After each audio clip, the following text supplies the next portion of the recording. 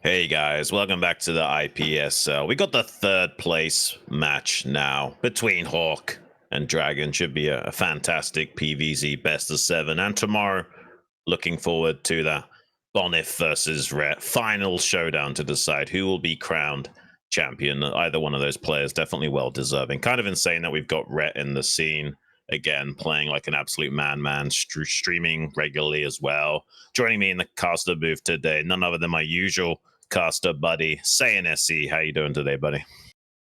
What's going on, man? Glad to be taking or happy to be taking a side seat in this cast, letting you take the reins. Keep doing your thing, buddy. I'm gonna be here supporting you throughout the IPSL cast. What's up, everybody? Yeah, we did a little bit of a KCM recording just before this, so a little bit of a double casting day as well. You've been enjoying yourself on a little trip, aren't you? You're currently in Venice now, and you were previously in other countries as well. You want to talk a little bit about your travels? That's right. That's why I'm able to go and get on this IPSL cast. I don't usually have the pleasure of casting on Plat Esports because it is a kind of a rough time for me in Asia.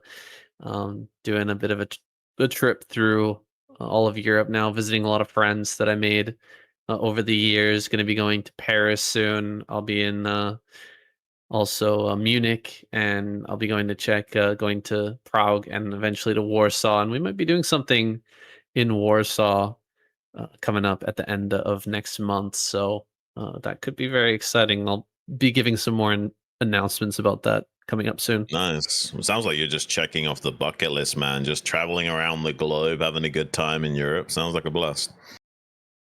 Yeah, it's been a lot of fun, and been really enjoying Europe so far. It's uh, totally different from experiences that I've had in the past traveling around in Asia. So I'm really happy to be here, and I'm happy to be on this IPSL cast tonight with you.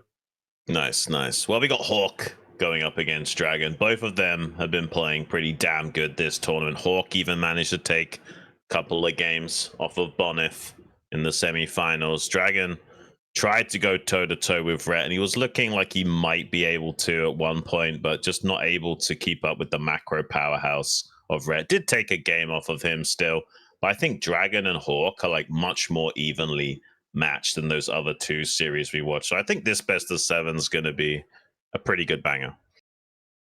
Yeah, Dragon and Hawk. I mean, these are guys that can absolutely take a finals. It's been a while.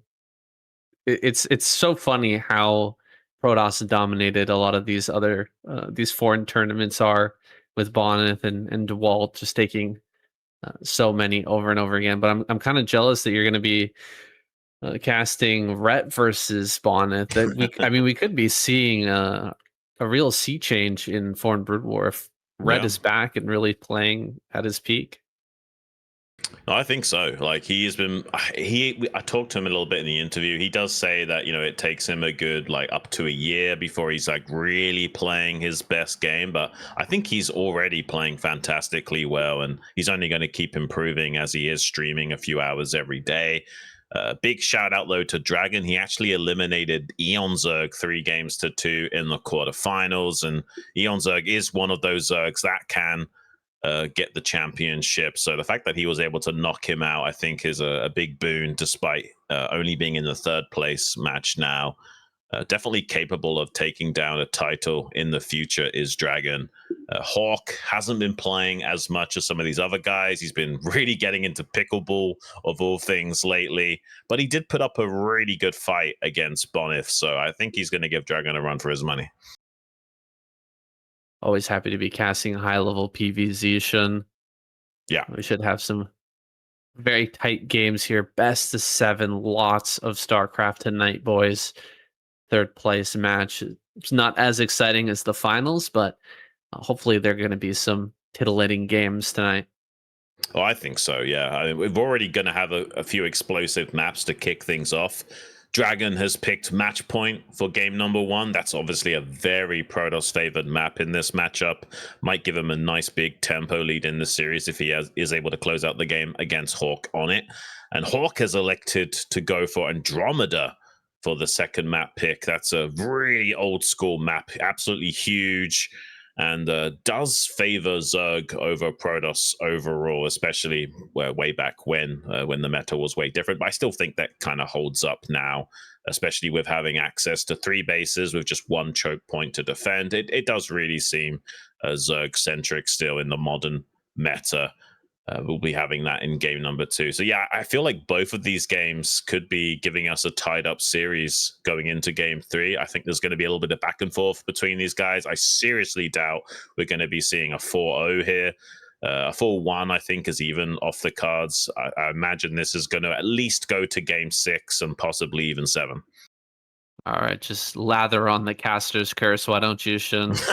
Make sure Can't help that it. this is as short as possible. Now it's going to be a 4-0. That's kind of the way that it goes now. I hope that we see a really nice drawn out series here between the two of them. And I don't think we're going to be disappointed. Um, Starting out with match point. What have you got to say about this in PvZ? Oh, it's such a brutal map. Like you're forced to ideally take a faraway third as Zerg, and try and ignore the mineral only, so you're not locked into a Hydra centric focus. And there's not that many bases on the map you can actually take, so it's very likely you get, even if you do get to the late game, it's a mined out situation. And the Zerg basically has to maintain control over both 12 and 6 o'clock just to stay in control of the game. Very tall order to achieve. Very common for the Zerg maybe to take one of those bases, but not necessarily stop the Protoss from taking the other one. And eventually you just get bled dry in the trades. And when it does come down to a war of attrition in this matchup, tends to favor the Protoss. Yeah, I mean, we've all seen it with the Protoss able to bounce back and forth and just hold half the map, uh, and take great trades from the high ground. It's generally going to be coming down to a fight over your opponent's high ground. If you're able to steal that away and either Mm-hmm. set up lurkers up there, or get up on top of that high ground with a full army of High Templars, Dragon Zealots, the game is going to be very quickly decided by who can hold those high grounds. There is a factor, however, for drops. Drops can become a huge issue on this map. Getting your Protoss army all the way back into your main base can be insanely difficult, and so drops have a lot of popularity here on match point. Is Hawk liable to go for drops in this match, do you think? I don't think so. I think it's very unlikely. It's possible he'll pull something like that out. I just don't see it happening. It's not really in his wheelhouse of style to go for something like that. Although I do agree with you, there's certain maps like Match Point where it's so difficult to get back into your main to defend. So that can be a strong strategy. But yeah, I don't think we're going to be seeing that. I think we're more likely to see Hawk try and go for a more like Battle Zerg style force and try and threaten DragOn at the third base location, mineral only, from that high ground plateau. Seems to be the strongest way that Zerg can approach this map, is just controlling that high ground over the third and trying to deny the Protoss from ever getting a third gas established, or at least making them pay a very hefty price to get there. Yeah, I mean, pushing up onto that high ground though with a bunch of Protoss armies sitting up there is so tough. I really like the idea of, if you're going to play battles or going for that drop, dropping the main and forcing the Protoss off the high ground. Like they have to return home to defend their main. Then you can steal away the high ground, set up the lurkers above the third, and have a really cost efficient trade. But I don't know. We'll see how Hawk wants to play this. Maybe he's got a different idea about how to control this map. Maybe he wants to go for an early game cheese and try to take out Dragon early. There can be a little bit of difficulty we've seen with holding that natural of the Protoss player Mm. on match point. There's potential for some sneaky plays like bringing up 3 drones and trying to mine out the mineral patch and do a run by with the Lings. That can be a really powerful way to end the game quickly, as well as, the standard Hydra bust can be highly Yeah. effective. It's hard to sneak it out when it's a 2-player map. And there's a lot of different pathways for a probe to sneak around and try to get confirmation on what's going on. Yeah, there's definitely room for shenanigans from the Zerg to try and get a bit of a cheesy win over the Protoss. But again, I don't necessarily think that's what we're going to be seeing a lot from Hawk today. I mean, maybe a Hydra bust I could see Hawk going for, but I certainly don't think he's going to be trying to go for like Ling run bys very often. Maybe one of the games we'll see something like that from him. He's just such a macro-centric, cerebral Zerg that doesn't tend to get too spicy in the majority of this of his gameplay, but he could go for something interesting today. Maybe he's decided to cook up something new for us specifically for this match against DragOn. Certainly is possible. We got both players in the lobby now, so it won't be too long until we get this started. All right, we've killed a sufficient amount of time talking about match point.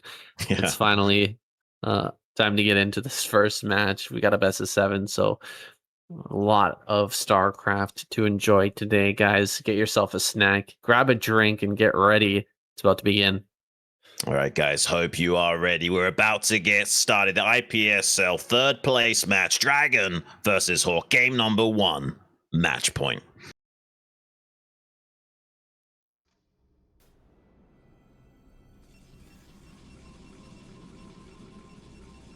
All right, spawning in the bottom left. We got DragOn. Last player. He's representing Canada. And up here in the top right, on Zerg, it's Hawk, representing the United States of America.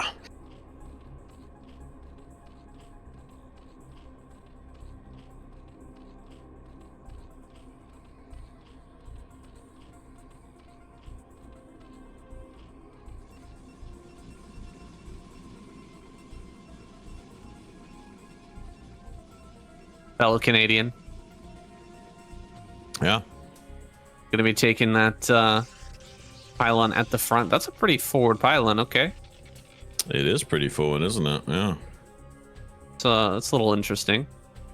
There's definitely space on the right-hand side of that to slip links past, but it's not an easy wall on this map. That's one of the reasons why I was talking about, early shenanigans from the Zerg, because there are definitely ways to punish the early wall in on match point. Right. And it seems like an overpull here from Hawk to kick things off. Very understandable on a 2-player map. Scout from DragOn showing up inside the main base now. Gonna be getting a few little Hawk tours on that, reducing its shields, making it easier to win a 1v1 if it was able to somehow get down here and challenge the placement of the hatchery for Hawk. But he's actually sending out the drone. He's not going to try and take the hatchery anytime soon. Looks like he is going to be sending that drone all the way over to this 12 o'clock position to get that gas online. I did expect to see that from Hawk, that he was going to try and ignore this mineral only for as long as possible. So important for Zerg to represent a wide range of potential styles and builds to keep the Protoss under threat, rather than just representing nothing but a Hydra-centric mid-game, which makes the min-maxing just a little bit easier for Protoss to nail down. Kind of like this. I mean, it's really rare that a Protoss would ever take bottom right, but in a lot of cases they would want to take top center. And so you're already getting a little mining going over at that top center. It's also, I think, closer by ground. I haven't measured this out, but it feels a little bit closer if you were going to do something like a Hydra bust from top center maybe, rather than bottom right. Not exactly sure on that, but he's going to grab gas right after the natural goes down. It's looking like a nice little opener here for Hawk, but DragOn's already got his cannon up. He's got his Nexus down, and he's going to be ticking along nicely as well. We'll be throwing down that Cybernetics core here in a moment. Yeah, it looks like it's going to be a relatively normal game, at least for the early game. We'll see if we can spot any deviations. Mainly after this probe scout is dealt with, we might see some cheekiness out of Hawk. We are approaching the time where a Hydra den would be planted if it was going to be a Hydra bust, but he's not able to kill this probe scout. So very unlikely Hawk's going to be willing to make a Hydroden in this situation and might just be relegating to taking a lair and playing a bit more of a standard style. Yeah, just not able to catch on to that. It's a bit unfortunate. DragOn has near perfect information about what's going on. He sees the layer. He knows that nothing is going to be threatening him. But looking at this wall, I'm actually, I'm kind of happy with the wall. Actually, there's a lot of room back here. One of the problems with this map is that there's hardly any space to actually build cannons behind the wall usually. But with it being this far forward, I think the forge is well protected.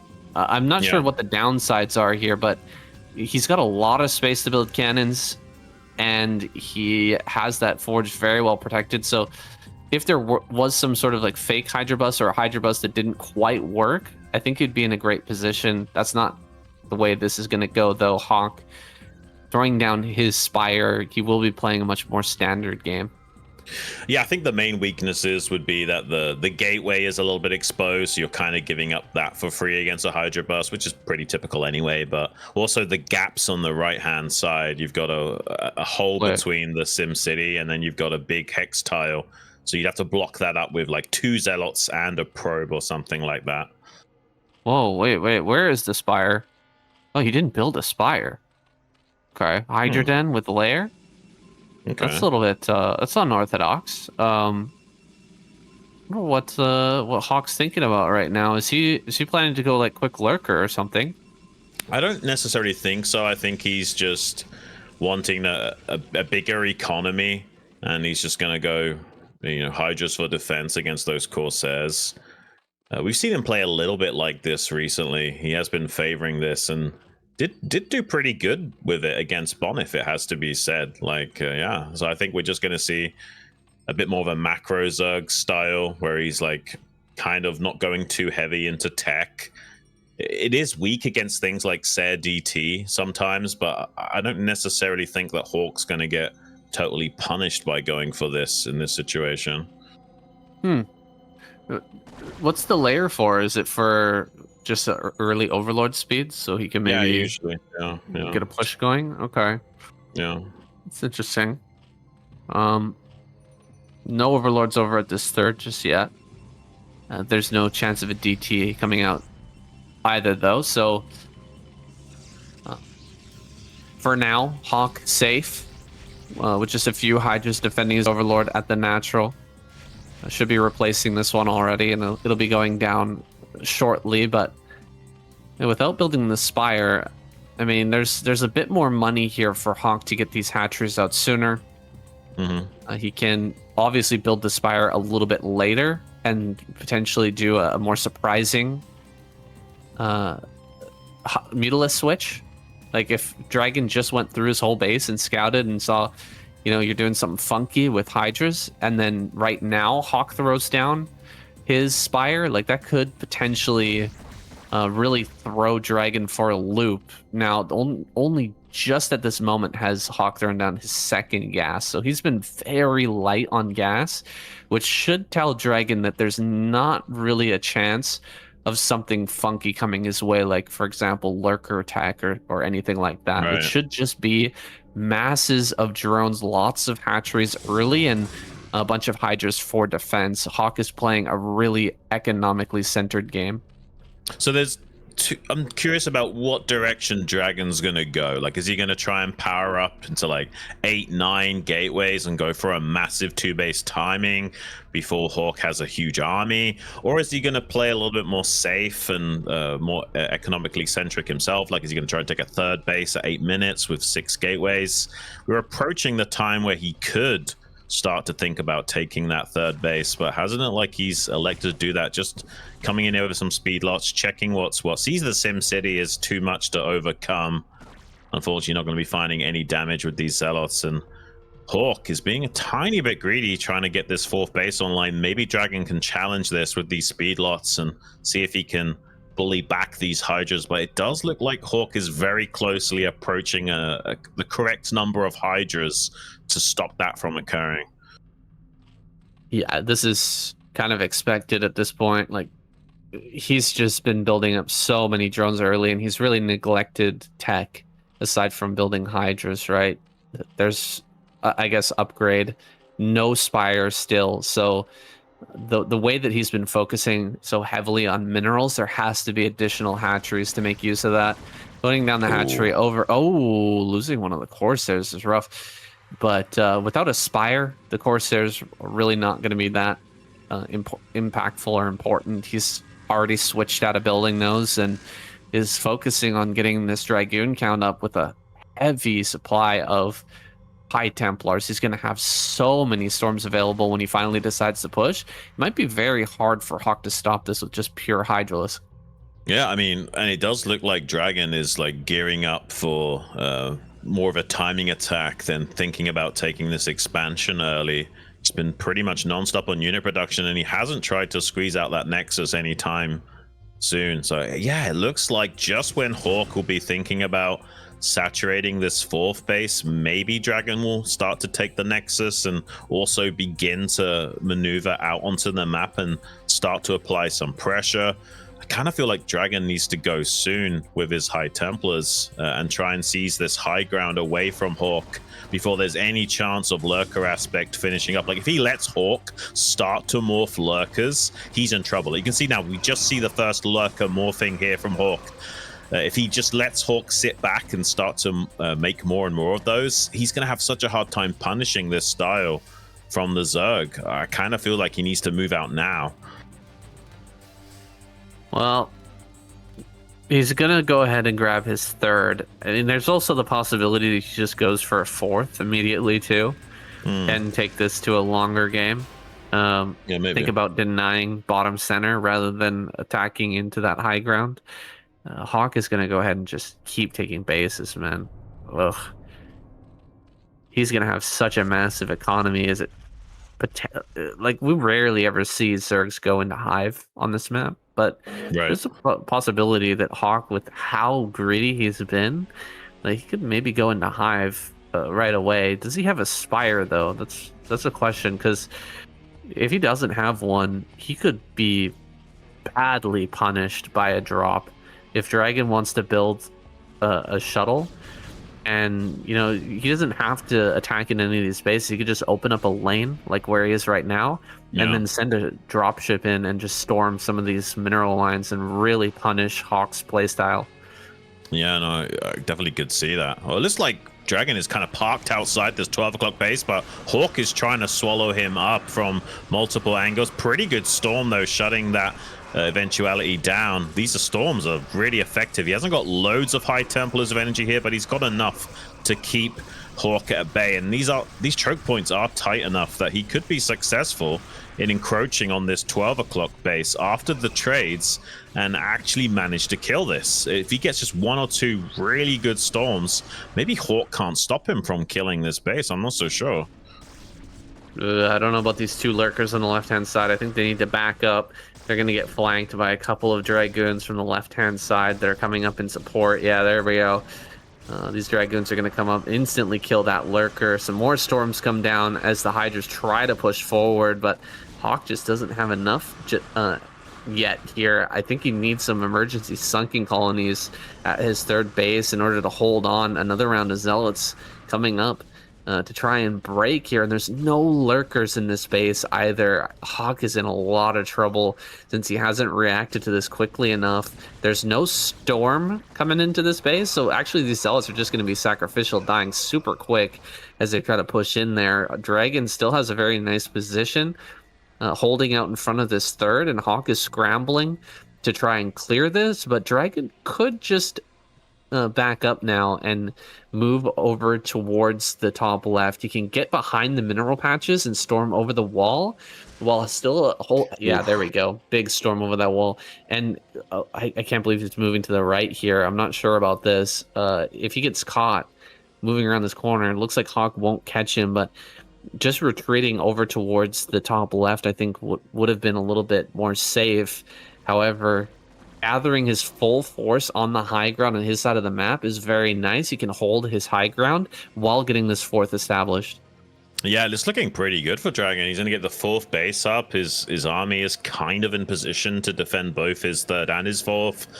Did trade really well with Hawk, although the supplies seem to indicate that Hawk's in a comfortable position. I'm not so sure that's indicative of exactly where this game is at. I guess there's not a lot of High Templars with this army, but it seems like enough to keep trading well with the Zerg. It's still allowing the Zealots and the Goons to rain down and limit the critical mass of the Zerg from being achieved. We've got quite a lot of Hydras on the map, but pretty much no Lurkers that I can see, which is not a good combination for the Zerg unless you're doing some kind of muta switch where you're running in and sniping all the High Templars before engaging. Seems like DragOn thinks now is the time to try and challenge this high ground position of Hawk again. Not that much Storms to work with, but just 1 or 2 good Storms could be enough against this more or less pure Hydra army that Hawk has fielded on this high ground. And with these like almost 2 control groups worth of goons might be enough to bat Hawk all the way back and actually start laying siege to the 3rd base. Hawk, though, with a massive train of units trying to run in from behind this Protoss force and cut them off, but it might be too late. Yeah, this is the scary part, is when either player gets up on top of your high ground over your 3rd, you feel like you have to fight for it because it's such a dangerous position. He's going to come in from the flank, try to get on top of these High Templars. Sniping them down first is very important because they're going to get so much value as the army tries to come through this tight choke. He's actually going to get up on top of these Dragoons and start to really wipe them out. Drone's trying to help a little bit, and they're actually blocking a lot of the Dragoons from running away, so he clears this up pretty nicely. That was a very large force of Dragoons that just got wiped out, and none of these drones died, or very few died. Well, both the hatches stayed alive, so at the end, Hawk clears this up pretty darn efficiently. Yeah, I mean, this is lining up to be one of those battle of attritions we were talking about before the game was underway. Every fight that occurs like that basically kind of resets the scales of power.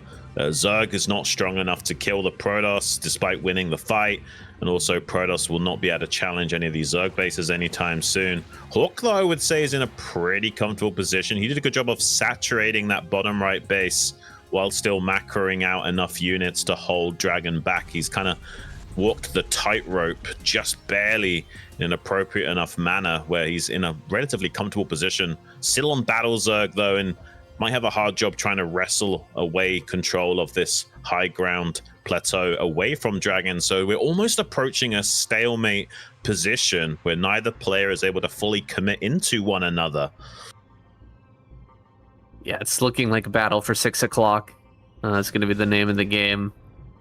One thing about your traditional battle Zerg, layer style, is that as the game gets longer and longer, the upgrades are going to get more and more favorable for the Protoss. Like, eventually he will hit +3 armor and +3 attack, and you're never going to be able to get +3 as a Zerg player. You're going to be stuck on +2 the entire time. Trying to take a Nexus down here. Can he get it? Not able to throw that down at the very last moment. He's moving into position, though, with the full might of his army, and holding this spot down here while trying to take this Nexus will force a reaction from Hawk. He's either going to have to push up to the top plateau over in top left and force a movement from DragOn, or he will have to attack into bottom center. You just can't allow this base to come up, or you're going to be in a war of attrition for real this time. Yeah.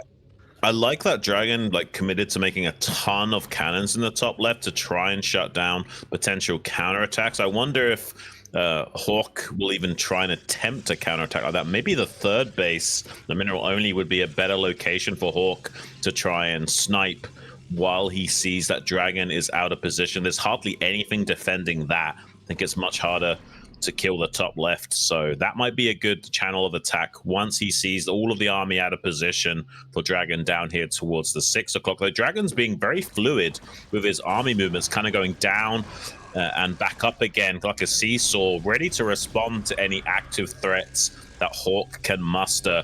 Hawk kind of drawing the attention of DragOn down to the southern hemisphere now, while the rest of the army moving towards that mineral-only location to maybe try and get a snipe on that Nexus. This is exactly what I thought Hawk should maybe attempt to go for. It seemed like the most easiest choice of offense available to the Zerg. He's actually going to rotate around with some of the army up here to the top left, but then thinks better of it and is just trying to hold this high ground location. I think DragOn has to go. I think now that he sees that Hawk's army is kind of disjointed in two different locations, I think you sack the third in this situation and you just take this high ground away from the Zerg. He's going to try it, but the spread on these Hydras is pretty good, dealing a lot of damage to the Dragoons. Hawk floating quite a bit of minerals right now, but his supply is still very good. It's actually ahead of DragOn somehow. Now the big decision comes for Hawk. Do you turn everything around and try to defeat this army back at home? Can you surround it and prevent the escape of all these Dragoons on high ground? If he wipes this army, DragOn is going to be in huge trouble. I'd love to see him back off now and, you know, shore up the defenses down in bottom center, but he's not able to do that. He's going to throw down a lot of great storms on this front line of Hydras, with the Dragoons are rapidly being depleted. A few more storms go down at the tail end of this fight, but the bigger part of the army is gone. The most important backbone of Dragoons has been lost. DragOn on the back foot despite being 30 supply ahead. He's lost so much value out of his army, and Hawk is closing in on killing off so many High Templars. Look at this. There's 3 Zealots and about 8 High Templars, 7 High Templars. Those are going to be cleaned up pretty effectively by Hawk here in a moment as more Hydras arrive. Well, DragOn just needs to defend now. Like, he's secured this 6 o'clock during all of this transpiring. Tech-wise, he's doing better than Hawk. He's got cannons set up down here as well. If he just starts mining down here at the 6 o'clock base and doesn't allow Hawk to kill any of his other expansions, I think this is still pretty okay for DragOn. The one problem is we did have our mineral only sniped, so we've lost a little bit of juice out of our economy, but that can be recovered later on in the game. So yeah, I think tactically speaking, this suits DragOn a lot more than Hawk, despite the trades going pretty Hawk's way. Yeah, cannons are always going to be effective if your opponent never goes to Hive.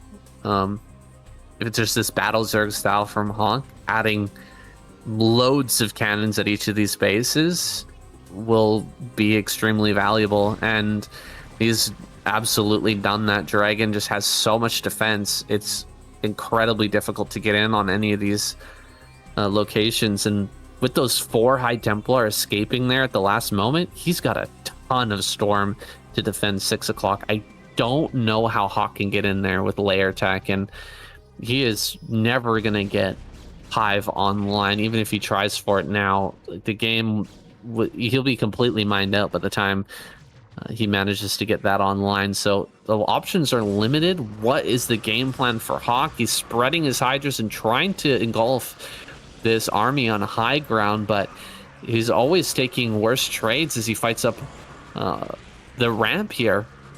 Yeah, and he's kind of clumping as well. He needs to pull back, and I don't think he wants to stay for too much longer. I think if he pressures this high ground, he's going to keep getting punished by DragOn.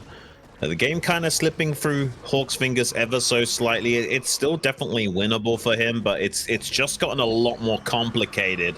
Oh, that's some pretty beautiful storms from DragOn as well. It's kind of a rough thing for Hawk, because, I mean, theoretically, he could doom drop one of those expansions to try and kill it, but it's probably not going to be successful. You got High Templars and cannons at each of those bases. It's not going to work out. So your only real option is to keep winning the trades and denying the Protoss from ever retaking that mineral only. And I don't think he's going to be successful in that either. Yeah, I mean, if he was somehow able to engulf this army, kill it, and then go for the main, that's also a possibility. Like if he gets on top of the gateways, that's a way to shut down the Protoss and actually win this game. But I agree. I don't think he's getting in either of these spaces. It's just too many High Templar, too many cannons, and no Dark Swarm to make it happen. So DragOn just sitting and, in a holding pattern here, making sure that he's continuously building units and casting his storms whenever possible, getting the best value. Oh, these storms Ugh. getting so much value on the lurkers and hydras that tried to slip up. And now there's a bit of a miscontrol here from Hawk as he attempts to retreat. He's going to lose even more hydras as he runs away.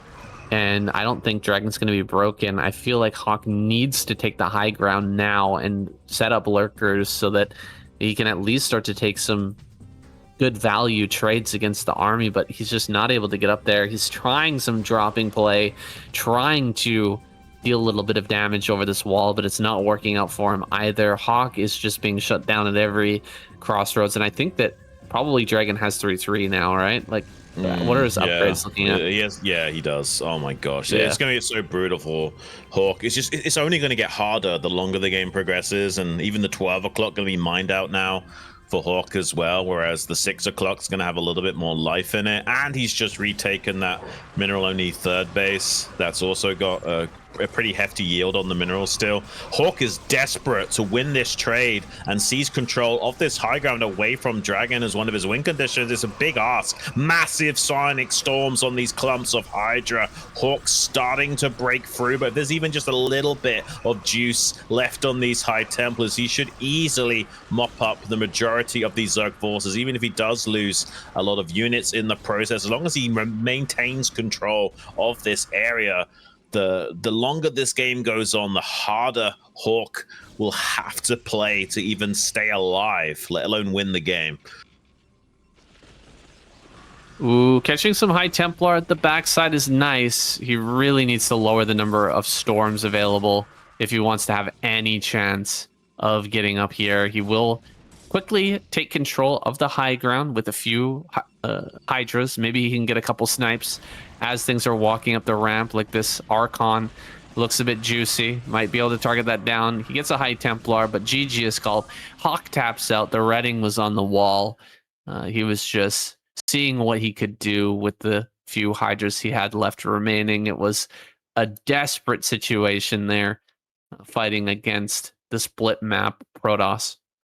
Yeah, it was a valiant attempt from Hawk, but we've seen that trend a lot on Match Point. It's just so difficult to play a mid to late game ZVP unless you somehow have already done so great in controlling the high ground, shutting down the ability to take a third gas in that top left, for example. Hawk just was unable to do those things. He kind of let Dragon sit back and play how he wanted to. When push came to shove, there was just no answer. Like, I saw the game plan from Hawk. He was kind of banking on better trades and engulfing Dragon's army to seize away that high ground control yet again. He just wasn't able to. As soon as those 3-3 grades are online, he's kind of lagging behind the tech tree. Not a whole lot of options. But we are going to go into a bit of a commercial break here, guys, just to make sure you don't get any ads during the matches themselves. So run to the bathroom, grab some water, grab some fruit, whatever you got to do, and come and join us for game number 2 between Hawk and Dragon. It's going to be on Andromeda. Don't go anywhere.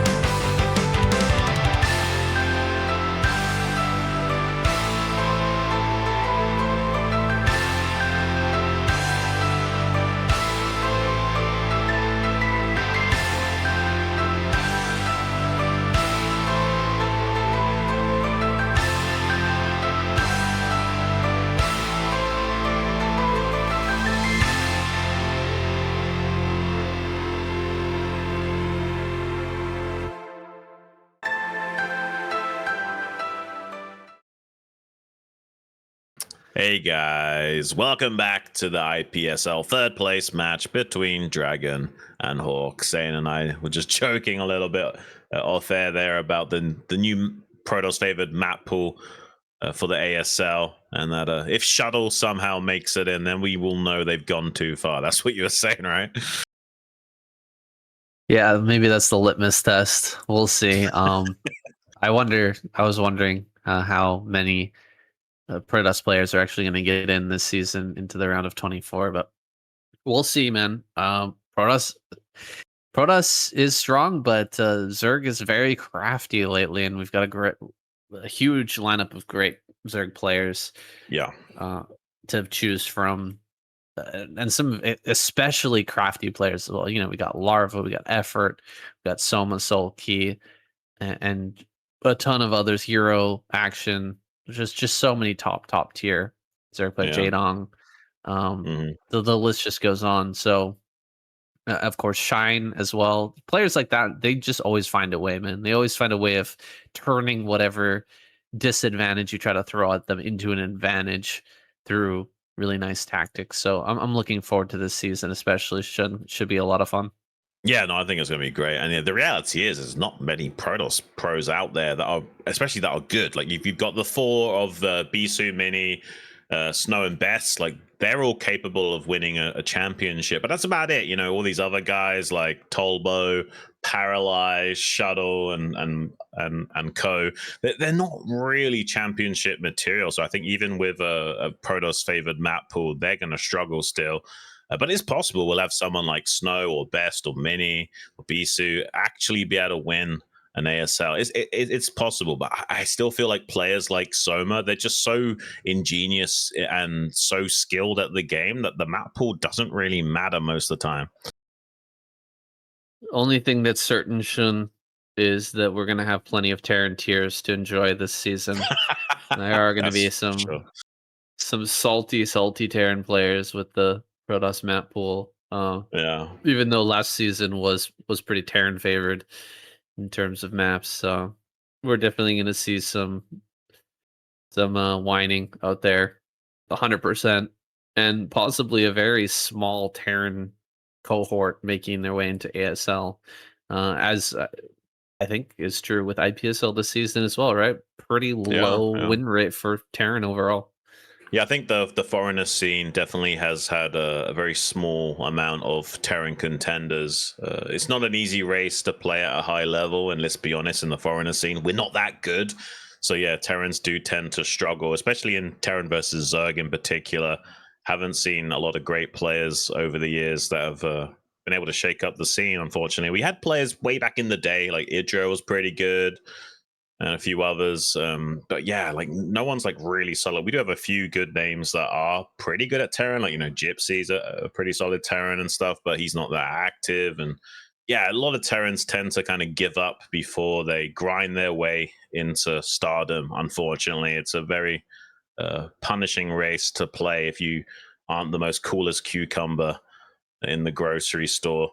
Looks like both players are more or less ready, though. So we're about to jump into our second game here, guys. I hope you are as well.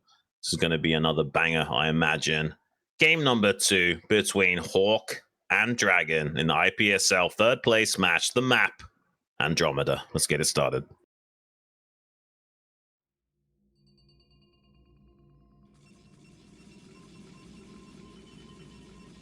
All right, spawning over here in the top left, Dragon, White Protoss from Canada.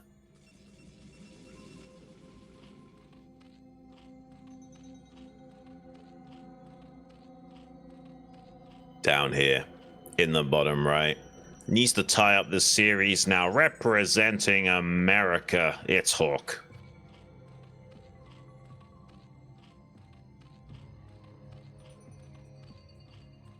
Andromeda, man, it's been a while. It's been a long Oh. time since I've guessed this map.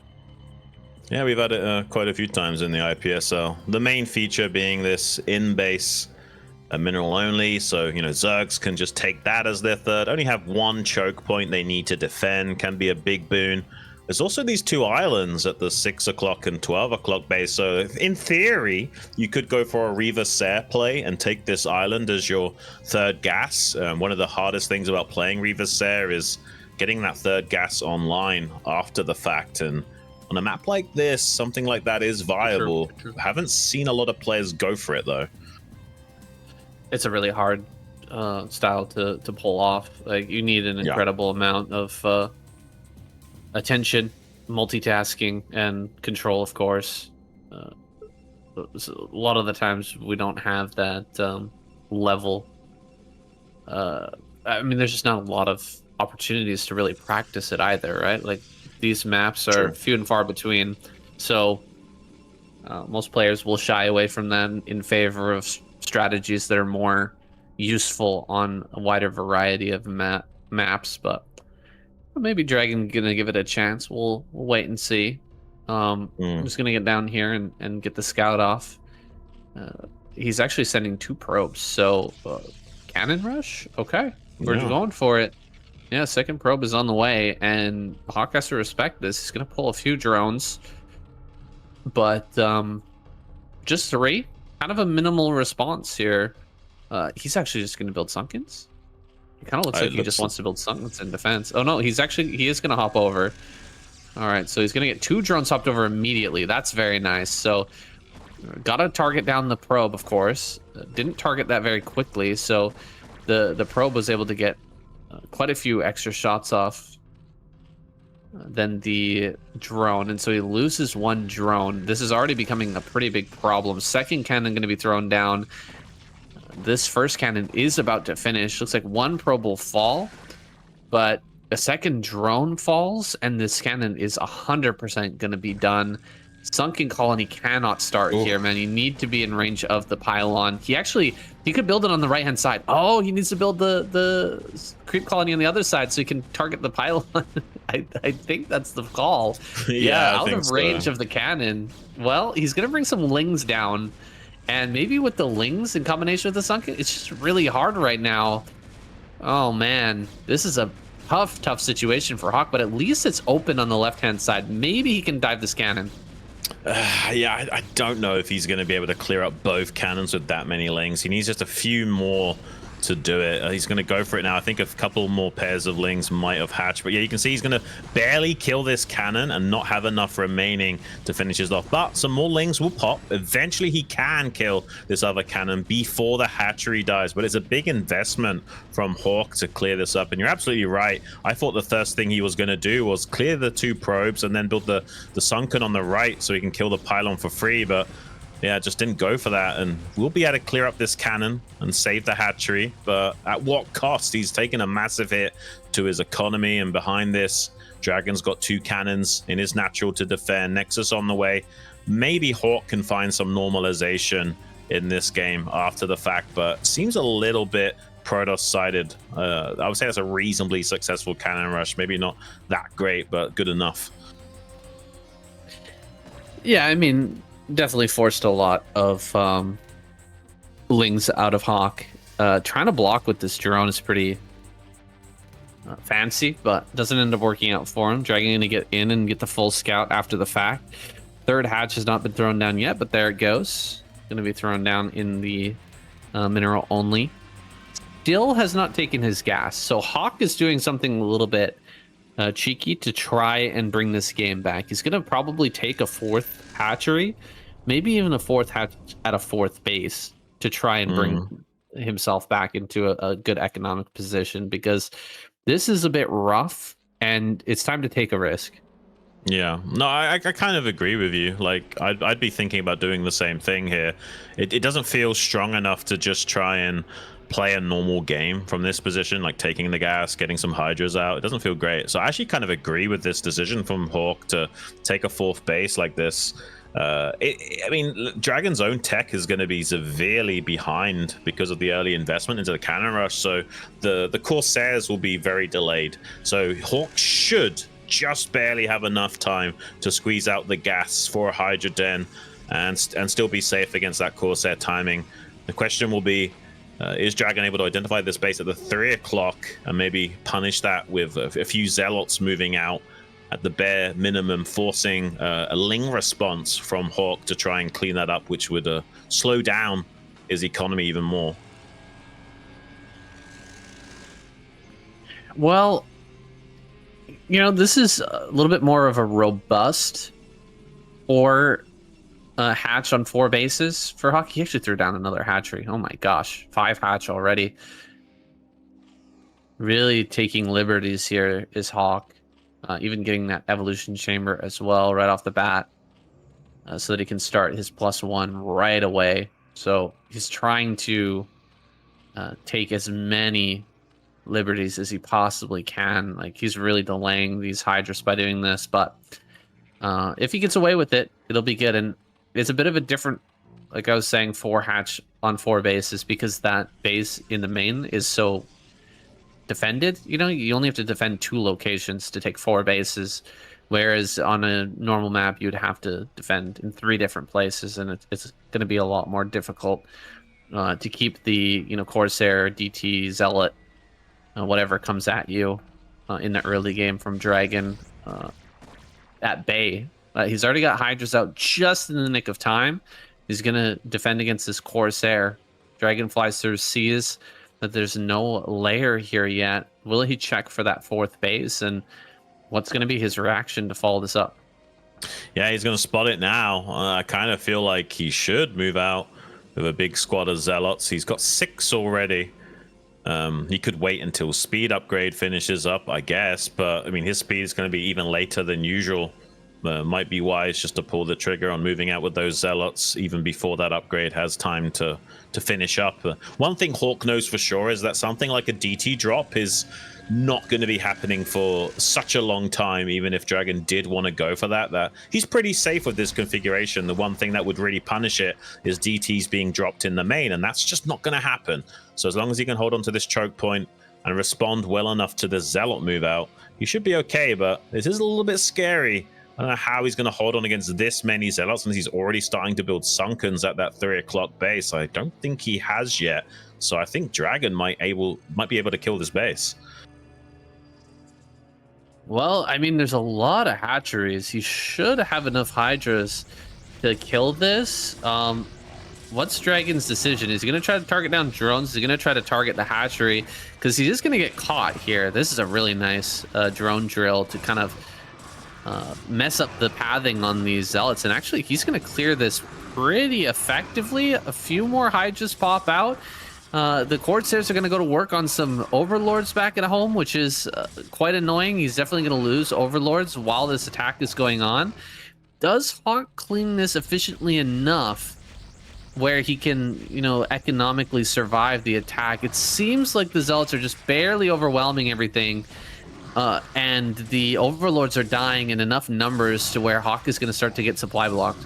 Yeah, I was worried about this happening. The drone drill looked like it might have been enough to turn the tide for Hawk, but it doesn't seem like it was quite efficient enough in the process. And he's even losing a little bit of drones in the natural expansion. There's more and more rallied Zealots hitting the 4th base again.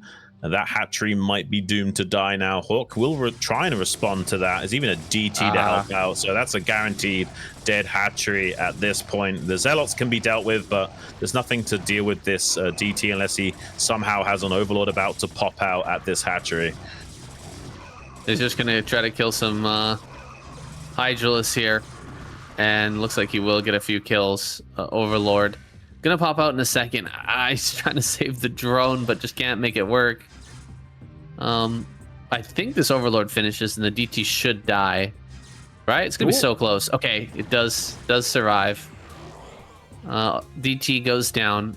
Spire kind of emergency Spire thrown down by Hawk, but behind this, DragOn just gonna grab another Nexus, gonna add some more gateways, and he's gonna have an even more powerful attack coming up here shortly with High Templars this time. And I don't think that there's going to be much of a chance for Hawk to stop this. Maybe if he does something crazy with Mutalisk, but look at this. Scout comes through. Perfect from DragOn to find out what the follow-up is, and he sees the Spire. He knows what's coming. Yeah, but only 2 gases for Hawk. He's not going to really be able to make that many Mutalisks either, so doesn't look ideal, to say the least.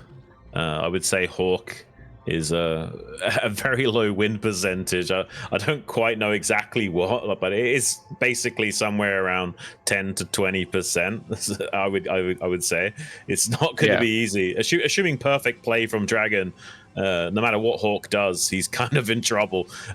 Reliant on DragOn making some mistakes in this game to win from this position, I would say. Yeah, for sure. There's just no way to maneuver that's going to give you an easy advantage as Hawk. Like, he's going to have to control perfectly, snipe high Templars with small groups of Hydras, and take some of the best engagements of his life. He wants to bring this one back, and he's not even trying to take his fourth base. So I feel like he's kind of resigned in this game. Like, he's not going to be able to turn this around. I feel like earlier when he got behind, he just realized, I have to take a big risk. I have to do something like double expand, take a bunch of bases, take risks. But now he's just building hydras. That's all he's doing. And I guess he just spent some of his gas. So maybe he made some mutas to think about doing some high Templar snipes. But without that gas, like you said, he's just not gonna have very many mutalists to work with. He's gonna have to, with this one single group of mutas, do so much work. Like, Mm. we're talking, 5, 6 high Templars and some probes. Like, there's a lot that has to be done with just this small Yeah. handful of mutalists. I mean, he'll get the mutas that he needs to snipe high tempos. The problem is how long it takes him to get there. There's not much tempo with this play. It does give him a lifeline. Maybe he can still get those high Templar snipes and start to turn around the game. He's going to put a lot of pressure onto this mineral only from the low ground if he can help it. He's seeing if DragOn's been greedy enough to try and take a fourth base. That isn't the case, as we can see from the observer perspective. But yeah, it just feels really awkward for Hawk. I certainly feel like he's capable of turning this game around, but he's given so much time for DragOn to build up a decent army. I imagine all of these high Templars are going to have more or less full energy as well. Assuming preemptive storms from the Protoss, it's very difficult to punish this, but maybe he can bait out some storms with the Hydras first. Oh, there's even a Dark Archon. Uh-oh. Yeah, that's sick. I mean, he saw the Spire, so this is a perfect reaction. 100 energy achieved, and the win percentage just dropped significantly for Hawk. Seeing that unit, he's not going to be able to get the great value out of the mutas that he otherwise would, and he actually sees it now. It's been revealed. The Dark Archon's pushing with the army, and the storms are brutal on that group of Hydras that was just kind of hanging out in front of the natural. Big pop of drones just now, and the army is on the move. DragOn is pressing forward, and Hawk he's just not prepared. He just doesn't have the army to deal with this, and I don't see him getting the high Templar snipes either. No, I mean, maybe he can get some probe snipes. There's 3 cannons in the main even to sandbag this, so maybe the mutas can get something done. But behind this, DragOn is just taking a fourth base and getting further and further ahead, while also applying pressure to this newly established, re-established base at the 3 o'clock. Like, there's nothing Hawk can do to stop DragOn from killing this base, I feel. And yeah, he's just going to get more and more ahead in this game. Hawk's in a lot of trouble. Yeah, this is solid play from DragOn. He knows that there's only a limited number of options Hawk can try to do to come back in this game. He's cutting them off one by one. By adding on the Dark Archon, he cuts off the option of getting a bunch of finesse damage with these mutalisks. By adding a ton of extra cannons in each of these locations, he's preventing an Ogre Zerg play from kind of tearing him apart. Another high Templar goes down in the natural, and so the Hydras are actually going to do a little bit more than we might expect. But the trade of the base is almost deadly. Like, he's going to lose all of these Hydras eventually. He will kill the natural, it seems, but the Hydras are going to get sandwiched between what's coming out of the gateways and this army coming back. He's going to try to run up into this mid. He's actually going to get quite a bit here with all these Hydras on top of the cannons right now. He's going to kill some probes. He might be able to trade relatively well with the army coming back. And, DragOn just took center left. he's got a bunch of cannons coming up at that location, so he can transfer the probes over. But Hawk is making this a possibility. He's actually turning this into a real game by doing this counter. Yeah, this would be even better if there wasn't this fourth base that was just taken by DragOn, yeah. and pretty much all those mutas die. Yeah, so he did, I would say, did do more damage than I expected him to do with that counter attack, but I still don't think it's enough. I still feel like DragOn's fine because of that fourth base. Unfortunately, like a 3-base Zerg versus a 4-base Protoss. Yes, you've killed a bunch of probes and what have you, but it's not working out good enough for him, I don't feel. Maybe if he had lurker aspect as well and was like making a lurker egg to block that ramp and force out storms and keeping the hydras able to do out a lot of damage into the main base, continuously killing the rallied units and maybe snipe the nexus on the high ground as well, maybe then there'd be a chance for Hawk to turn this into a fairly comfortable win. As it stands, I think he's still in the game, but it really does rely on DragOn making major missteps that I don't think are going to occur. He's even going to isolate these hydras into this top right quadrant. I feel like he has to tap out. He agrees. He's going to GG, and we're not going to be seeing the score tied up. This is really bad for Hawk. He just lost on his map pick and has given so much tempo and momentum to DragOn going up 2-0 in the series. It was a hard match coming from behind after that. Cannon rush did quite a bit of good damage. Props to DragOn for pulling that off, but it was a reasonable attempt there for sure by Hawk to try and bring it back. I like the greed. I like the attempt to, just double down on building out a ton of hatcheries. He just barely didn't have the Hydralisk in time. Just barely. Maybe if he'd cut drones a little bit earlier, maybe if he'd built one less hatchery, potentially there was hope for him to shut that down efficiently and keep that fourth base alive, but it doesn't work out in his favor. We're ready for our next match, guys, jumping into game number 3. Oh, it's going to be litmus. This is going to be a spicy one. Very hard game for Zerg. Let's see how it fares. Game number 3 between Hawk and DragOn on litmus, guys. Let's get it.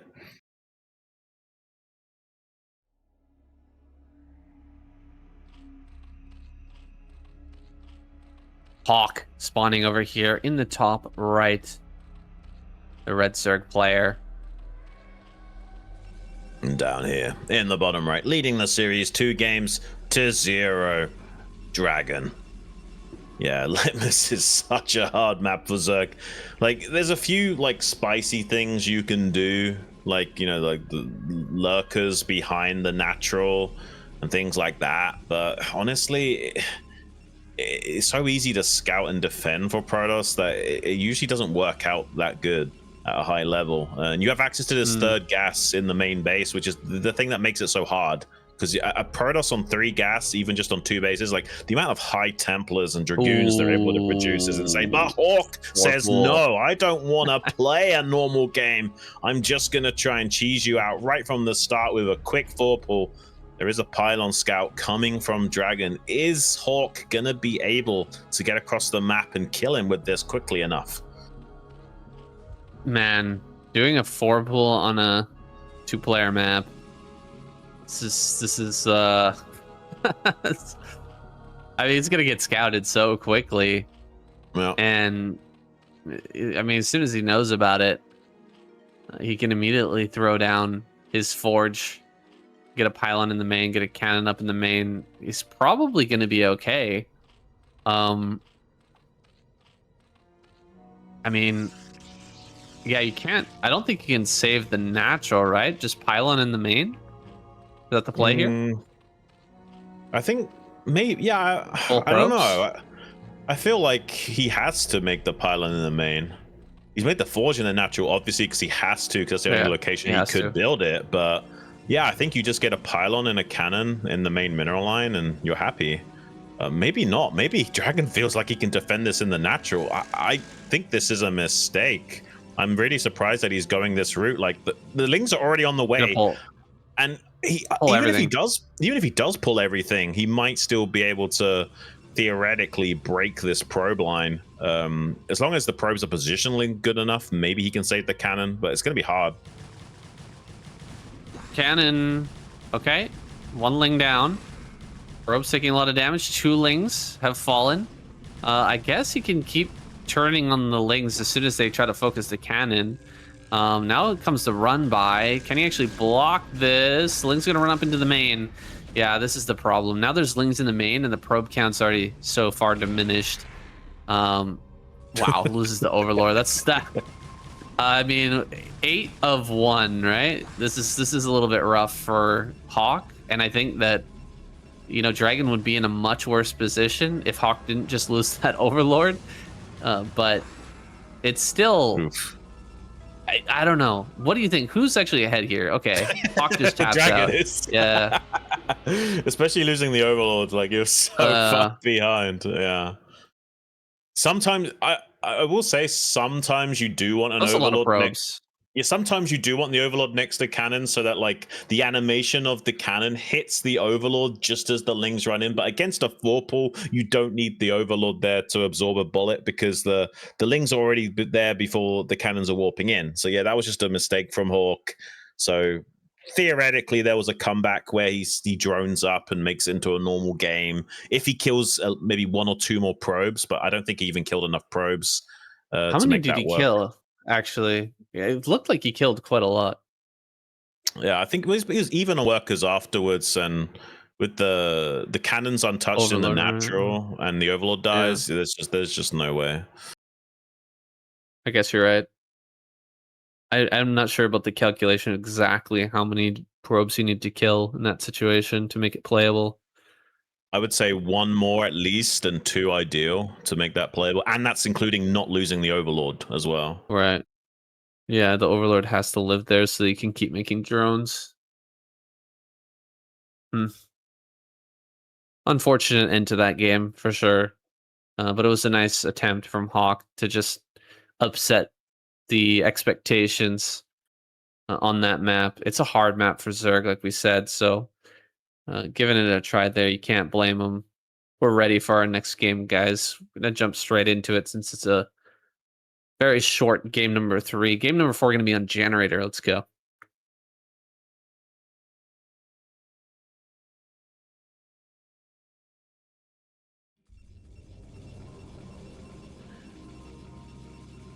DragOn spawning up here in the top left. The red Protoss player. Hawk down here in the bottom right. Oh my god, he's gonna Oh my 4-pull god. again. He's just given up. He's like, you can win this series. I'm just gonna take a risk, go for a 4-pull, and hope for the best. But it's cross map, Hawk. It's not gonna work out so good for him at all. Even a longer rush distance than we had on Litmus. The only thing going for him would be that DragOn's not gonna first scout him either, so he won't have as quick of a reaction time to this 4-pull. But he should still be fine. But he's not pylon scouting. Maybe there's just maybe there's a world in which Hawk can still win with this 4-pull. You know, I totally forgot about this map. I totally forgot about the map with the hallucinated minerals that actually return minerals. It's such a funny map that came about quite a few seasons ago, if I remember. But I was gonna say that the new map in ASL is like the first map that you've got the fastest possible minerals. So I totally forgot about this one. It's such a short period that actually takes effect just right at the early part of the game. It's not going to give you such a massive early game mineral boost, but it does allow for a very quick pool, which will allow Hawk to get these Lings out super fast. He's going to be sending them what looks like directly across the map, so he might find this immediately. And even though it's cross map, I mean, if the probes are not pulled, you can still die. He made a Nexus. And what's funny about this, he did a normal, he did 11.5 Forge. So he's basing his build off of supply, but you have the fastest minerals. So he's not deviating the build to accommodate for the extra minerals, which means these lings have an even bigger chance of doing critical damage. And because he went for Nexus first, there's zero chance, I think, of actually surviving this. Hawk might actually win this game. Dragon's going to tap out, and a little bit of life in this series for our Zerg, making it 3-1 now. Hard to get that first win on the board when things are going wrong. Hawk just wanting it so badly, goes for 2 4 pulls in a row. Maybe feeling confidence now to just play out a longer game after this. I'm hoping that we get to see him play his macro style again. And we're not just going to have, quick rushes for the rest of this series, but we're going to take a quick break. 5 minutes, boys. When we get back, we're going to watch the conclusion of this series.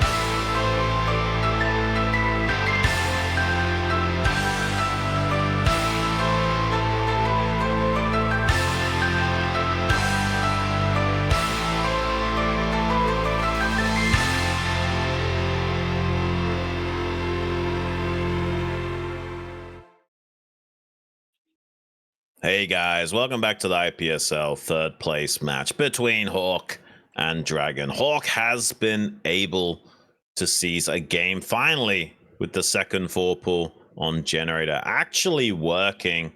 DragOn getting a little bit greedy there, not only not adjusting his build because of the fastest patch minerals, but also trying to throw down the Nexus before his cannon. Zero chance of holding a 4-pull in that scenario. So now it's 3-1. Little bit of life in the series, but does still mean that Hawk needs to win 3 games in a row to close out this series. Not going to be easy for him, but it is doable. I mean, it feels like DragOn has full control over the series. If he just plays a little bit more defensively, no need for another Nexus first. Like, we can play a bit conservative and we'll probably be okay. What are the actual likelihoods of what's the actual chances of Hawk doing another 4-pull though? Probably pretty low. On another 4-player map, I would say pretty low, but who knows? Maybe Hawk's like, I'm just gonna 4-pull again. He won't expect that. Yeah, I guess it is possible, right? You have to consider that. I wonder what DragOn will be opening with, maybe factoring in that himself. Hawk is maybe feeling mad enough that he could try it. I don't think so. I think we might see a normalization from Hawk now that he realizes, okay, I've gotten the 1 win. I can play some good games of StarCraft here. I just need to play one really solid game to get my mojo and momentum back, and I can clutch out the other 2. Going to be difficult, though. DragOn is a specialist in PvZ. He used to play Zerg. He's played a lot of off-race against his Protoss friends to help them out. He knows this matchup inside and out. So, yeah, it's going to be a very tall order for Hawk to win 3 games in a row against a player like that. Yeah, we've seen DragOn is pretty on top of things. There's definitely been chances for Hawk in these games so far, but they just haven't been seized upon. I'm a fan of Hawk's style of the really hyper aggressive macro of just uh, sitting back and just countering everything that Protoss does, and then coming out with the far larger army to overwhelm and just zerg down the Protoss player. But it can be very, very hard to pull off. Someone who's good at pulling apart a Zerg player is incredibly difficult to deal with. And guys, we're ready to jump into this next match on Octagon. Let's get it started.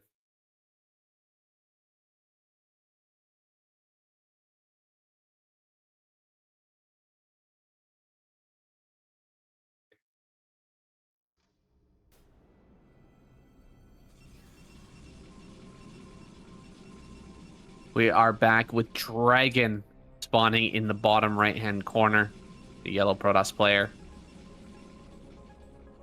And down here in the bottom left corner, he's to claw 3 games in a row to make up the difference. Representing America, the Red Zerg, Hawk.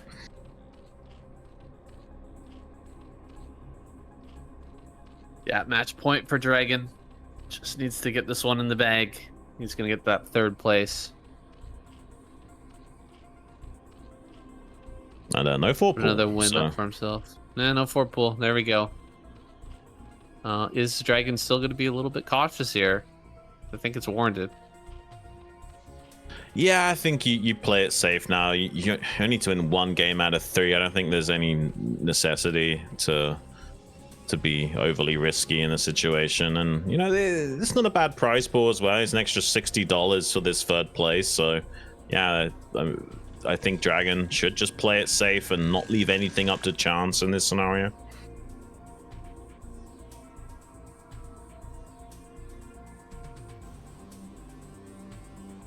He's not going to scout first as well. Is he actually going to go for the Nexus?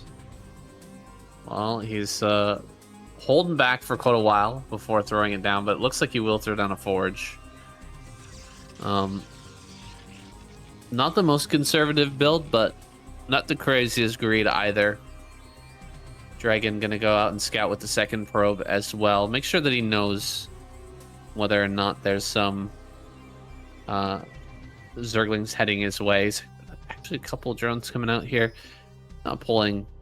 No. He's not pulling to try and like do something with the cannon. So just gonna be taking his natural hawk. We'll have some lings out here shortly. And it seems like DragOn wants to throw down this Nexus before throwing in the cannon, if he can get away with it. Yeah, it's a very cookie-cutter way of playing Protoss. You make the Forge early enough so that you're safe against the early timings of Zerg with the double scout. And you also can go for cannon rushes if it is a hatchery first that you're up against. It's probably one of the most commonly played macro styles of Protoss. There are some players that obviously favor that gateway expand to put on pressure in a totally different way. DragOn's more of a macro-centric Protoss guy, so you'll very often see him go for this more or less every single time. It's just the safest way of playing a macro version of the Protoss race against Zerg. Yeah, I mean, the gateway opener is great, but it does have some flimsiness to it. Can be pretty hard to navigate. Oh, Hawk catches the probe. Hey, that's a first in the series so far. He actually gets rid of the probe really nice and early. This will open up a world of different possibilities for Hawk putting on pressure early on. Yeah, I mean, he could just throw down that Hydra Den at like 3 minutes 30, or probably closer to 3 minutes 50, since his gas is so late. But yeah, like, I wonder if he's actually going to go for it or not in this game. It's close spawns. It's Forge first. Like, yeah, the stars have kind of aligned for a 973. See if he actually pulls the trigger on that. Another scout coming from DragOn now. Will the Lings be able to keep this from gleaning too much information? He's just going to begin chasing that with the Ling. 3 Lings here in the natural to block. You shouldn't be able to get by here, but I've seen crazier things happen. Probes are slippery, greased up little AIs. They do tend to slip into the main when you least want it to happen. And indeed, Hydralisk Den is done. So we are going to be seeing this aggression from Hawk 973 most likely. Will he be getting speed to try and sell the illusion of a normal game? Probably not. It kind of looks like he's just going to go straight up 973 and just try to smash through DragOn's defenses. Will DragOn pick up on it? I do like going for the speed, especially if the cannons are like up against the wall, and you can just like, you know, make a small amount of Hydras to snipe the 2 cannons, and the rest you just flood Lings and overwhelm the Protoss that way. I really do like that style, but yeah, it doesn't look like that's what Hawk is electing to go for here. Oh my god. And the probe scout might actually slip in. He's trying so hard to keep this out. He's even got a drone on standby to block the ramp leading into the main. Oh, it looks like it might actually successfully get in here, saying at this rate. The drone blocking, though, helps out a lot. So maybe can still deny vision, but it also means he can't start Hydra production right away in the natural. So it looks like he's going to translate this into at least a 4-hatch play. Maybe he's going to abandon the 3-hatch Hydra idea altogether for the time being. 3 Zealots coming across him. I mean, this is going to reveal everything. There's no way he's got enough Lings right now. Hawk does to completely shut this down. You know, maybe he makes another round of Lings, but I'm expecting Hydras, and so these Zealots are going to get full information. They will lose their life, of course, but oh, can he get a drone? Really nice pull. Keeping those drones alive, at least thus far. Going to even come back to drill on top of this, make clearing it out a little bit easier. 1 more drone dies. So in total, 2 drones have been sacrificed here, targeted down by DragOn in the heat of the moment. And here comes the counter. How many cannons have actually been set up back at home? I think there's a whole lot. Like, he didn't build these immediately. Yeah. He might just die. Saying he lost the Zealots so quickly that he might just die to the Hydra pressure. I think Hawk can just walk in and win right now if he does it right. But he's actually not pulling the trigger on killing that cannon. I think this is a mistake from Hawk. Like, maybe he will still win anyway, but he's letting the cannons finish. I don't agree with this. This is kind of free. I mean, he could have walked up and killed that cannon easily. They're so close to the wall. Is he really going to let this slip through his fingers? Now 3 cannons are done? He could have done this when there was only 1. He still will kill the 3 cannons very quickly, but now there's quite a few zealots. And another round of Hydra. I guess he still just wins it. All right, he's done it here. I mean, it was looking so free, but in the end, it's just such a good position. He will be able to smash through this, and getting another win on the board is going to be swelling with confidence here, despite it being a match point for DragOn. Hawk is back in the game. Yeah, nicely done. Still wins out despite the game being essentially free with only 1 cannon being finished. Seemed like he just wanted to make sure all of his macro cycles were dialed in, so there'd be an endless stream of Hydras to guarantee the win after the 3 cannons were ready, and there wouldn't be enough zealots to block and keep him alive. So yeah, it still works out well for Hawk, although I personally would have pounced on that cannon instantly, but that's just me. Glad it all worked out for him. We get to have a longer series here. We're going to be going to Neo Sylphid next. And Hawk has a bit of momentum on his side. If he makes this comeback, it's going to be pretty insane. You know, going all the way down to 0-2, and then doing double 6 pool into a comeback. Kind of crazy. Yeah, and who knows? Maybe DragOn's a little bit tilted. Like he had 2 4 pulls in a row. He probably got frustrated that it was 2 4 pulls in a row. Like, come on, you're really gonna 4 pull me twice on a 4-player map? What is that? And then to lose to a Hydra bust in that fashion, maybe he's starting to lose it a little bit mentally. Maybe this is very possible for Hawk to steamroll his way forward to a tied up situation where they're 3 games apiece and both players are on match point in that final game number 7. It's very possible, Sam. Yeah, man, the pressure really goes onto the other player. You know, it's so much pressure when you're down 0-4. But once you've made the majority, or 0-3, excuse me, but once you made the majority of the comeback, you make it all the way back to 3-3. Then the pressure is really on the player who is ahead, because they've allowed you to bring the game back to an even kilter. Guys, we're ready to jump into this next game on Neo Sylphid. Let's get it. I hope you guys are ready. It's been a bit of a crazy journey here. We're ready to jump in to our next game. Hawk versus DragOn, Neo Sylphid in the IPSL. 3rd place match. Let's get it.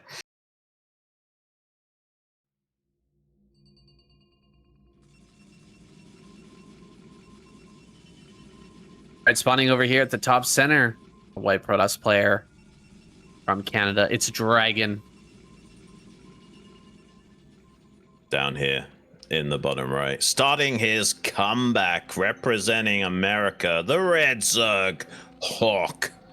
Don't forget to update the scores down in the bottom left there. There we go. Give this man his due. It's been a hard battle, back and forth, but starting to get that momentum onto his side. Here we are on Neo Sylphid, where there are little potentials for early game damage once again from the Zerg player. Like the Wallen is very hard to do on this map for the Protoss, and generally doesn't leave a lot of room for cannons behind it. It's also easy to get overrun by Lings in the early game. Doesn't seem like Hawk's heading in that direction, though.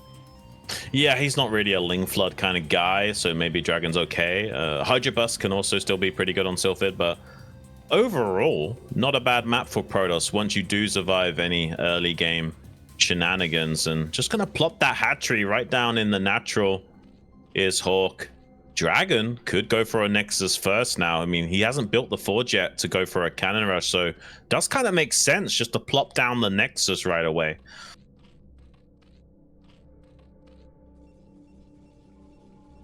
I mean, why not? Just go for it. Not really anything that Hawk can do to counter this and come out ahead. So the Nexus will go down. Just the benefit of getting the first scout with that scouting probe. Wasn't able to block the hatchery because he had to check in the main for the pool, but gets a compensation of throwing down the Nexus first. And Hawk, I mean, he's not going to be too happy, but he's seeing it now with his Overlord at the front. What's his response here? I mean, he's got the gas down so early. Are we going to see some shenanigans out of Hawk? Are we going to see something crazy? Because taking the gas this quick with no third, you have to imagine that he's going to be going for a fast layer. Yeah, I mean, it does kind of look like it could be a 2-hatch muta type build. We'll have to see what he wants to go for exactly. Oh yeah, just for note for you aspiring Zerg players out there, really important to hide that second Overlord from the probe scout, so they are forced to check the main base for a potential 9 pull. That'll give you a bigger guarantee in plopping down that hatchery in the natural undeterred. Can also hide it behind the minerals ahead of time as the probe scouts coming in if need be. Let's see what Hawk wants to do. I definitely think it's going to be lair, but what variation? Like theoretically, you could go for like a lurker bust in the natural, for example, as well. That is a possibility. That would be completely out of left field, especially from a player like Hawk who wants to do something crazy like that. But with this early gas, no third, like, you have to do something wild. You absolutely must pull off a crazy build, because sitting here 2 base to 2 base, it's not possible really for the Zerg player to end up winning in that scenario. Now, there hasn't been many drones made at this natural. It seems like Hawk was hoping that he could just make lings off of the natural and DragOn wouldn't be diligent enough to check the natural and be blindsided by a bunch of lings. But DragOn has been watching out for this. He's been checking that natural, and now he's pulled all his probes. He's ready for the dive, and when Hawk finishes this ling speed, I don't think he's going to find too much. Yeah, he's actually already got the ling speed. He was going for it, but saw the probes blocking, so backed off. It's a big hit for the economy of Hawk, because all you need is 2 cannons finished up in the natural, and you're so safe against this as Protoss. So I don't think Hawk's going to really get anything out of that. And the backup plan is obviously that 2-hatch muta. Let's see how well he can fare with that. Stargate already underway. We'll be producing a Corsair soon. Maybe DragOn makes a mistake. Maybe he doesn't make enough cannons in his mineral lines or something, and suddenly Hawk is able to overwhelm him with a Corsair snipe, and yeah, maybe the game could spiral out of control. It's a lot of ifs, shouldn't, but I agree. Yeah. There are potentials, especially with the mutalist play. This is something that has become so common with Zerg players in this matchup, is when push comes to shove, when things are not going well, just making a bunch of mutalists and going for a Hail Mary can be a means of coming back. It's like the one great comeback mechanic in this matchup is making a big group of mutas and just trying to kill High Templar. I know this is not the case in this game. Here he's going for a super aggressive, almost cheesy 2-base mutalist play, but there's still that same potential to where maybe you just catch this first Corsair. You know, the first pair of Scourge hits the Corsair, you get rid of it, and then you overwhelm with mutas, and there's not enough cannons. There is that potential. I mean, he could also try to catch this Corsair and just run it down. It looks like he will. Can he actually get the moving shot? He will. Moving shot's good. That's not gonna kill this for sure. Wow, that's so big for Zerg. Oh my gosh. Hawk might just completely blow this game out of proportion after that tempo lead. DragOn wisely going to make a ton of cannons in his mineral lines. He definitely needs them. You can't just hang on with 2 cannons at either location and call it a day when you've lost your first Corsair like this. It's going to take him a long time before he can actually challenge Hawk easily in the air. They've already taken a couple of bounces onto that second Corsair that just popped out. A little bit of a dangerous situation that DragOn is finding himself in, having to tuck all of his tech buildings in tightly to his Nexus as well in the natural to make sure there's no chance of Hawk abusing the lack of area control. He's actually going to dive into the main base now with some Scourge, trying to catch those Corsairs. Unfortunately, only going to be successful of connecting with one of them, and only achieving a single kill on a cannon. But it does slightly open up the main to exploitation. If he can keep zoning out these Corsairs with Scourge, eventually he'll have a higher count of Mutas to overrun some cannon positions. Well, just making more and more hatcheries behind this. I think we're going to see a drone explosion from Hawk. I'm surprised he didn't try to take a third somewhere. But he is giving himself an out to where maybe he can turn things around and, you know, switch into more of a macro follow-up. Like, if he didn't have these extra hatches, if he was only making mutas, he just wouldn't really have anything. Like, he would have to try and win right here, right now, with a dive into the main, but he's maybe giving himself an opportunity to turn things around, even if this Mutalist play doesn't totally kill DragOn. Yeah, it doesn't seem like it is going to be successful enough to put him majorly ahead, but you know, he's killed some probes. He's kind of forced a hiccup into the game plan of DragOn. The amount of cannons he's forced, for example, is a big deal. DT does slip out onto the map. He knows it's there, but he might be able to track that down for a long time, and it might actually prevent Hawk from taking a third base. If it comes all the way down here to challenge this hatchery and drone, Hawk can't really do anything about that for a long time. Yeah, I mean, he's going to be able to cancel this hatchery, it looks like. Yeah, you can't get that down. Can't get away either. DragOn finishes it off. Would have been nice to have that hatchery already done. Can make an overlord at that base and potentially save the hatchery. But Hawk made so many hatches at this natural in preparation to drone out of this spot that he just doesn't have the ability to get an easy third base out. And so now he's going to slowly meander this overlord over to a potential third base. He's going to hope that he can slide a drone over and get one out here shortly. Otherwise, he's going to be in huge trouble on only 2 bases at this point in the game. Yeah, it's already starting to become a problem with how delayed the third is. Like, theoretically, he could have taken the false high ground third base, but it's not a good base to take. It only gives you like 5 minutes worth of gas mining. It's a low yield base. It's not going to be enough to prop up your economy in this situation. Sometimes you can use it as a springboard, especially for Protoss, to get into your other gas expansion over to left-hand side here for DragOn in his case. But yeah, not usually a good base to take in most aspects of the game. And unfortunately, Hawk is taking that mineral only as a bit of a consolation prize, and that's not good either. Less gas available to him overall. It's going to make it much more of a hydrocentric focused mid-game for himself, and that could put him into a very precarious situation. That's going to make things a lot more easy for DragOn to navigate. Yeah, I mean, there's no good way to follow this up. A build that was meant to get kind of critical damage early on has gotten kind of mediocre damage, leading to a really rough position that Hawk is going to have to absolutely grind his way out of. These cannons are still going to be useful later on. They've done their job in shutting down the mutas, but they're also going to prevent things like drops coming in later, or just like another Mutalist hex switch later from diving the main.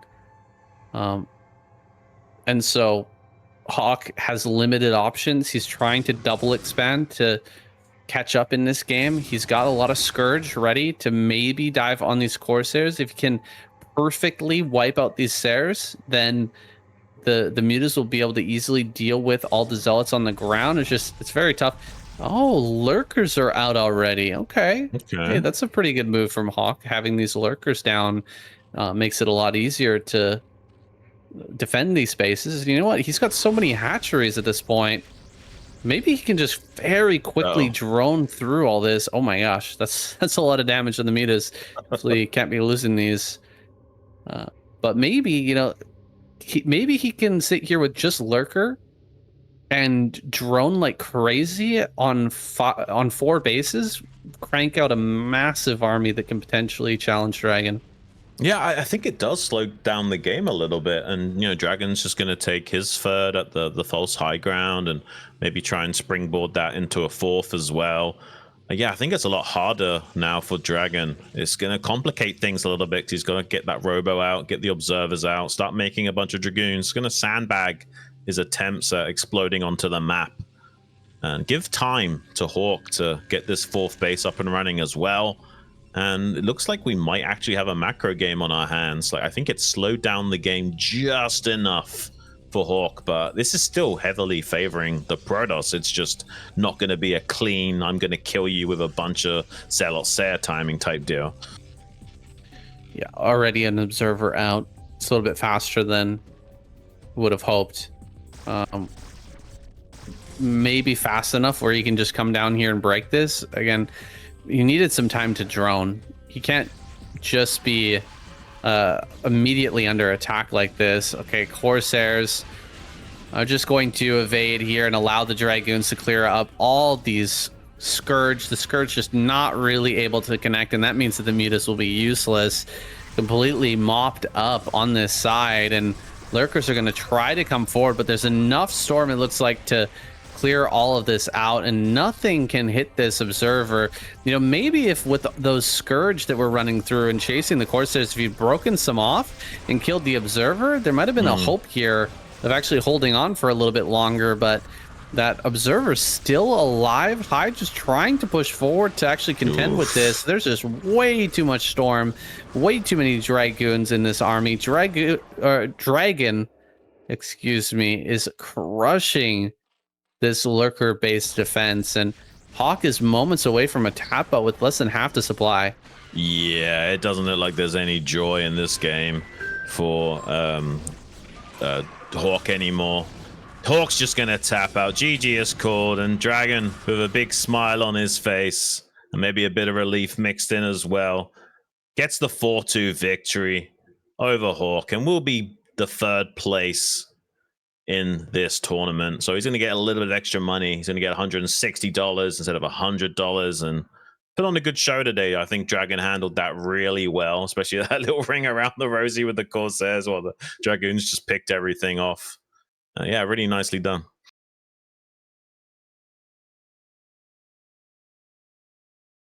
Hard-fought series. Hawk played a really good defensive style, but DragOn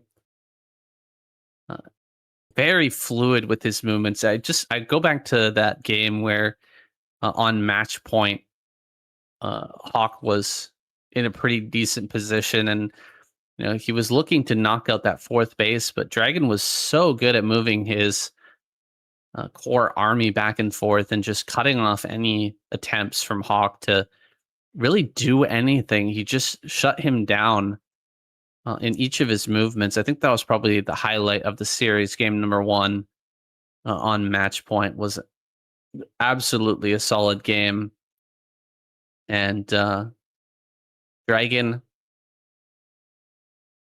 definitely deservingly taking this third place. Sorry, what was that on?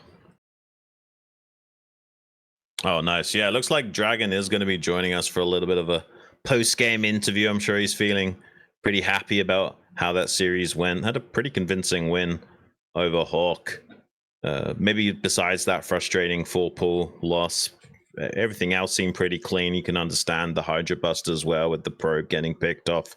Pretty convincing showing from him as well. And we expect nothing less. This guy's an absolute specialist in this matchup, and he's certainly capable of winning one of these tournaments. It's just players like Bonif and DeWalt standing in his way, but DragOn's also not too bad in PvP. I'm sure he's capable of beating them eventually.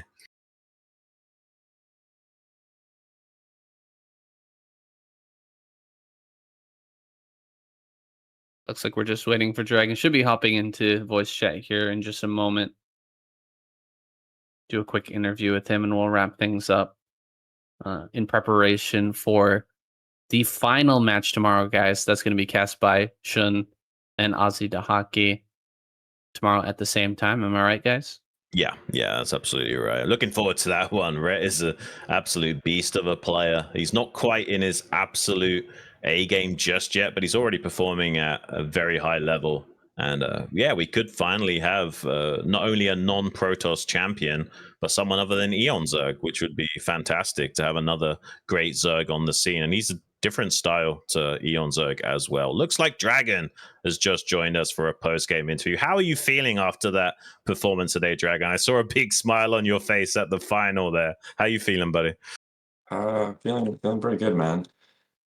I was a bit nervous because when I faced Hawk in previous series, it seems like he always has the ability to come back even if I'm leading. So I Yeah. was like I didn't ease up after the 3-0. I was still like concerned that there might be a comeback potential. Well, you seem to kind of have the series under control after game two. Like I kind of expected Hawk to do much better on Andromeda, but you identified the quick fourth base. You responded really well to that, and it seemed like the series was totally under control from that point onwards. Besides the four pull, he four pulled you twice in a row. What was going through your mind when you saw back to back four pulls? Um, well, I don't think the Litmus game was a 4 pool or one. I I actually thought it was a 6 pool or maybe a 5 pool. Oh, okay. I did not watch replay, but it definitely wasn't a 4 pool. That's why, like, if you first go 4 pool, you have to give up your natural and make a cannon in the mineral line in your main. And I thought that, like, I saw 6 drones, so I thought that I had to keep my natural because if I gave up my natural, then he would be 2 head economically. Yeah. I'm not sure why he did it twice in a row though. Maybe. Um, well, on Generator, that map, it's not one of my favorite maps. Sorry. Excuse me. No Um, worries. the fastest style minerals for the first minute of the game, I think, gives Zerg an advantage because Zerg don't have to send out a drone to do anything during the first minute of the game, but Protoss has to send a probe out to make a pylon at the very least. And sometimes, like, you don't get that probe back, but I thought I would mitigate that a little bit by doing a build where you send the probe back and delay scouting. So if Hawk Yeah. knew that thought process was something that I had, then he could have easily exploited me by going for a full 4 pool there. But I'm not sure if that was his thought process at all. Okay. I also on the Sylphid with the two hatch muta build, you did basically have to give up your first Corsair to the moving shot. Like, were you thinking like, oh, I kind of have to scout. I need to know if this is something crazy, like a lurker bust or something. What was going through your mind? Like, I'm willing to just potentially throw away this first Corsair just to guarantee getting information. Yep, that's pretty accurate. I think like when you go 2 hatch, you can go 2 hatch muta, and it with the muta you can go all in or you can go for a macro build. Or you can Mm-hmm. even go Scourge into macro, or you can go for a Lurker Bust or a Hydra Bust or a Lurker Drop or a Hydra Drop, or like there's a ton of things that it could be, and I can't play blind, so losing the Corsair is unfortunate, but it's better than playing blind. Yeah. Ideally, I would see the metas and then immediately head back with like insane reaction speed, but I did not have that reaction time in the game.